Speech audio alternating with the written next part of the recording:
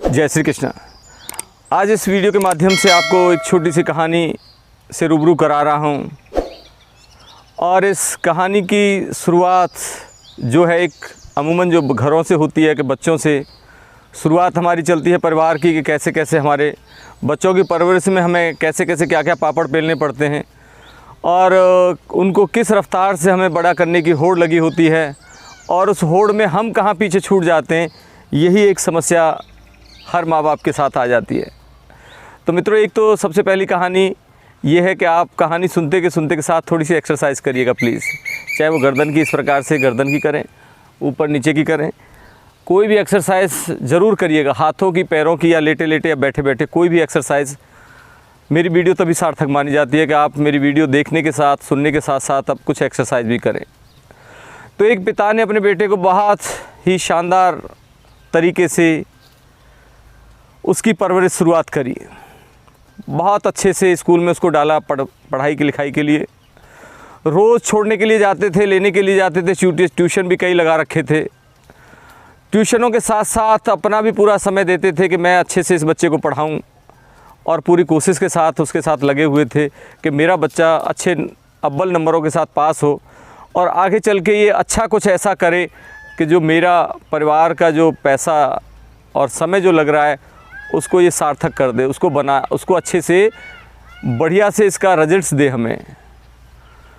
और इसी क्रम में बच्चे ने भी पूरा सहयोग दिया, स्कूल में जाने लगा, अव्वल नंबरों से पास होने लगा। बड़ा आनंद आया जब भी रिजल्ट आए। पिता खुश हो जाते थे, उछल जाते थे कि मेरी जो फ़ीस आ रही है बड़े बड़े स्कूलों की, बड़ी बड़ी मोटी मोटी फ़ीस, ये सब फ़ीस मेरे लिए कोई बड़ी बात नहीं है, गम की बात नहीं है, क्योंकि बच्चा जब अच्छे नंबरों से पास हो जाता है तो माता पिता उस मेहनत की कमाई जो फ़ीस के रूप में जाती है उसको भूल जाते हैं। और इसी क्रम में पढ़ते पढ़ते वो कॉलेज गया। कॉलेज के साथ साथ उसकी एक मल्टीनेशनल कंपनी में उसका सिलेक्शन हुआ और ये लो जी निकल गया विदेश। खूब पढ़ने लिखने पे उसका जोर लगाया, उस जोर के साथ साथ उसको अच्छा जॉब भी मिल गया, काम भी मिला और विदेश पहुंच गया। इधर माँ बाप का ढलान का समय आने लगा, उधर बच्चा जाके वहाँ पे सेटल होने की रफ्तार में शामिल हो गया। खूब अच्छे से उसने वहाँ पे मन लगा के काम किया और सेटल हुआ ऐसा कि वहीं का बन के रह गया। माता पिता से कभी कभार फ़ोन पे बात कर ले, व्हाट्सएप पे बात कर ले, कॉलिंग कर ले, वीडियो कॉल कर ले, ये सब चल रहा था। और इधर माता पिता अपने परेशान कि भाई मेरे बच्चे मुझे छोड़ के चला गया, मेरी सुध बुध नहीं लेता। और यही उद्गार उसने बाई फेस तो नहीं कह पाया, लेकिन एक बार चिट्ठी में लिख के और उसको कुरियर कर दी। चिट्ठी उसको कुरियर करी, बाहर वहाँ जाके पहुँच गई उसके पास। बेटे ने चिट्ठी पढ़ी, पिता को लेटर लिखा कि पिताश्री, आपने मुझे खूब पढ़ाया लिखाया, मुझे एक काबिल बनाया, आपकी ड्यूटी थी बखूबी निभाई आपने, लेकिन इस पढ़ाई लिखाई के दौर में आप जो छूट गया आपसे वो ये छूट गया कि आप सिर्फ 99% नंबरों की आवश्यकता समझते थे कि तेरे को 99% नंबर लाने, लेकिन तुमने कभी मुझे वो सामाजिक जीवन जो जीने की एक परंपरा है उससे तुमने मुझे विमुख कर दिया। पढ़ाने लिखाने की होड़ में आपने इतना मुझे आगे कर दिया कि हर वक्त यही रहता था कि कैसे करके मैं जाके टॉप की टॉप नौकरी पाऊँ, और वो टॉप से टॉप नौकरी मुझे मिली तो जाके विदेश में मिली। मेरी कहाँ गलती है, वहाँ जाके गया, सेटल हुआ, पूरा समय दिया वहाँ पे जाके। मेरी जैसे उम्र के हिसाब से वहाँ सेटल होना था तो वहाँ पे शादी भी करनी पड़ी। शादी के हिसाब से वहाँ की कल्चर और यहाँ की, मेरे देश की कल्चर में ज़मीन आसमान का फ़र्क।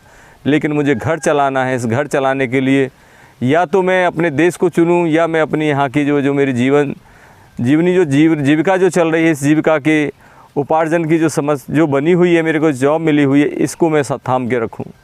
अब आप ही बताओ कि दोनों को मैं कैसे सामंजस्य बिठाऊँ। अगर अपने देश आपके पास आता हूँ तो नौकरी जाती है, अगर नौकरी पकड़ता हूँ तो आप जाते हैं। वो आप ही निर्णय करके बताओ कि मेरे जीवन के लिए क्या अच्छा है, क्या उपयोगी है। ये सब चीज़ें तो आपने पढ़ाने लिखाने से पहले सोचनी चाहिए थी कि मैं इतना अगर पढ़ा रहा हूँ तो इसके इतने पढ़ने के लिए मुझे गांव में तो जॉब नहीं मिलने वाली, निकलना तो पड़ेगा शहर के लिए। और शहर और फिर विदेश में कभी कोई अंतर नहीं है। जब निकले हैं तो फिर दूर और पास का कोई महत्व नहीं रहता। तो पिताश्री, ये मेरे लिए एक मजबूरी है और हो सकता है कि आप इस मजबूरी को आप समझ सकें। पिता हक्का बक्का ये पढ़ के और सुन के रह गया हैरान। और लास्ट में फिर यही सोचता है कि जो मैंने किया था ये तो ठीक है, बच्चे ने तो जैसा मैं चाहा ऐसा करता गया, लेकिन आगे जो बन गया उसके बाद क्या होना है ये तो विधाता ही जानती है। इसमें बच्चे का कोई दोष नहीं है।